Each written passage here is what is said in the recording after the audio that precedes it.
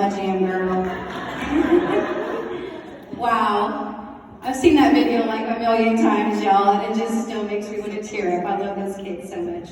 Thank you, Monica, so much for the introduction. Winning the LSSSCA School Counselor of the Year award has been such an incredible honor.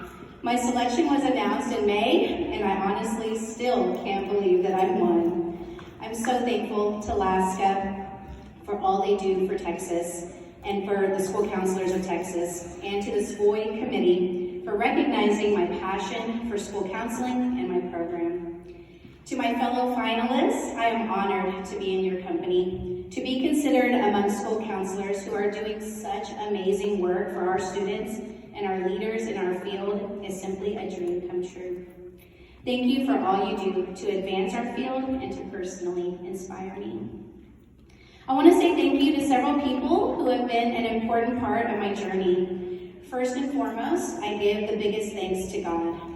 My passion and energy, my relentless pursuit for making a difference is all because of the calling He has given me. I want to thank my husband, Cameron, and my children, Juliana, Jack, and Jacob. An educator's family gets the leftover energy, time, and attention after mom has worked a long, often emotionally taxing day. Thank you for loving me and supporting me so that I can do what I do.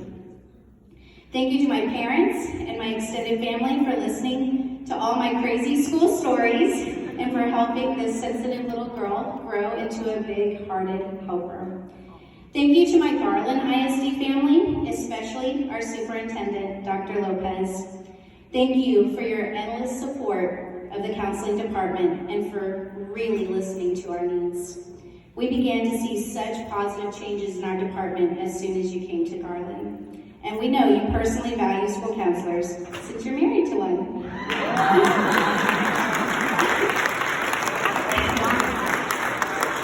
Thank you to my supportive admin team, my principal, Vicki Devontier, and my assistant principal, Jay Garcia, my Beaver Tech family, and my GISD counselor crew. I'm not sure if I should call you collaborative or crazy for going along with my big ideas, but I'm thankful for each of you nonetheless. I count myself so incredibly blessed to work with professionals who value social emotional learning and make it a priority in their classrooms. Lastly, I want to thank those Beaver Stars, all 575 of them. Their smiles, hugs, and gratitude fuel me and give me purpose each day. My journey to the LSSSCA School Counselor of the Year began way back when I was a student in Garland ISD. We won't mention the year. I was a hardworking student, often a perfectionist who enjoyed learning. I was that kid, you know the one. The kid that the teacher would move for talking, but it didn't really matter because I found a friend anywhere I sat. Yep, I got N's on my report card for excessive talking. Among my friends and family, I was also known as being kind of a big mouth. No one ever told me secrets because, well, they didn't stay secrets for long. To top it off, I was known for being bossy, often directing my friends how to play and telling them what to say during our made-up games. So what career would be good for a hard-working, talkative, bossy big mouth? Well, education, of course. Teaching second grade was the perfect job for someone who was hardworking and talkative. Y'all, I got to be the boss of hundreds of 8-year-olds over a decade. I was a leader on my campus, starting initiatives, writing curriculum, being on committees, you name it, I volunteered or was voluntold. Over the years, I noticed that my students needed more and more social and emotional support, and that it often impeded their ability to learn. I began to feel that tug on my heart. I wanted to help more kids, more ages, kids from different backgrounds with different learning abilities. What barriers could I help remove so that they could reach their full potential? But would I even make a good school counselor? I wasn't sure what a school counselor even did, much less if it would be a good position for me. I was friends with our school counselor and knew she was always busy, but I always wondered, what does she do all day? As I returned to grad school with a full-time job and a full-time family, I began to learn all the ways our school counselor supports students and our campus, promoting college, career, and military readiness, de-escalating students who are in emotional crisis, being a part of a gajillion committees, advocating for special populations, running 504 and SST meetings, leading classroom guidance lessons, counseling students and families through heartbreaking trauma, planning spirit weeks like Red Ribbon and Suicide Prevention Week, mediating conflict resolution between students, organizing holiday help for students in need, leading small group counseling sessions, supporting students who are struggling with behavior issues, comforting teachers and staff who are crumbling under the pressures of today's world and teaching in it, planning and organizing career day, counseling students individually, and so much more. School counselors, did I leave anything out? Probably just 100 other things, right?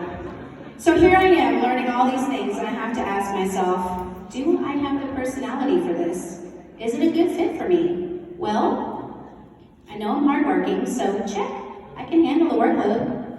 I know I'm bossy, so check. I can be a leader on campus. I know I'm talkative. Counselors are supposed to listen more than they talk. I know I'm a big mouth. Oh dear. Counselors have to keep things confidential. Crud, I may be in trouble. Good thing, I'm also a lifelong learner. I've learned how to listen more than I talk, how to keep things confidential and private, and most importantly, how to lead with compassion and partnership. I've also learned a way to take those very traits I consider to be weaknesses and turn them into strengths. Through advocacy. Through advocacy, I can be a big mouth for all the right reasons. Winning this award doesn't mean my program is so much better than anyone else's. It means I represent all the Texas school counselors who are showing up day in and day out for kids. Being a big mouth and advocating for the hard work we do furthers our collective efforts as school counselors. It brings awareness to our stakeholders of why our position is integral to our students' success, not only in school, but in life. What we do as school counselors should not be a mystery. No one should wonder what fills our days. The information we hear is confidential, yes, but the nature of the tasks we do is not. Every interaction we have with a parent, a teacher, our admin, our students, our community is a training opportunity for what we do.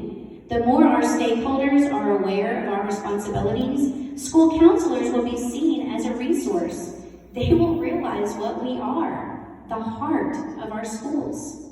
So don't see advocacy as bragging or tooting your own horn. See it as educating and destigmatizing our profession. See it as a way that will enable more students to get the help they need. Know that every time you send out a brochure of services, a newsletter, a tweet on Twitter, every time you're visible to students and families or you partner with that teacher, every time that you promote the profession during National School Counseling Week, you are paving the way for a student's needs to be met. Every single thing we do matters. So be bossy, be hardworking, be a leader, but most importantly, be a big mouth for the right reasons, because it matters.